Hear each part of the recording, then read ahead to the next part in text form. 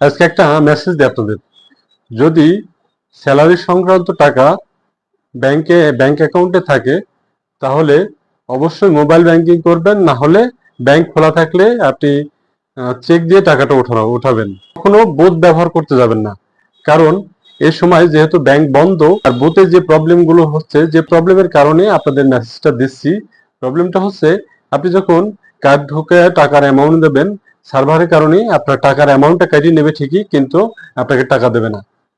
এর জন্য আপনি অন্যরকম একটা ভোগান্তিতে পড়তে পারেন, যেটা আমি পড়তেছি। তাই অবশ্যই বোথ এড়িয়ে চলার চেষ্টা করবেন মোবাইল ব্যাংকিং করার। মোবাইল ব্যাংকিং করলে 2 টাকা আপনার বিকাশে নগদে হয়তো কাটতে পারে, সেক্ষেত্রে আপনি টাকাটা পাবেন 100%। তাই অবশ্যই আপনি মোবাইল ব্যাংকিং করার চেষ্টা করবেন, বোথ একটু এড়িয়ে চলার চেষ্টা করবেন, বিশেষ করে ঈদের সময়, কারণ সার্ভারের কারণে এ ধরনের প্রবলেম হচ্ছে অ্যাভেলেবেল। তো ঠিক আছে, সবাই ভালো থাকবেন।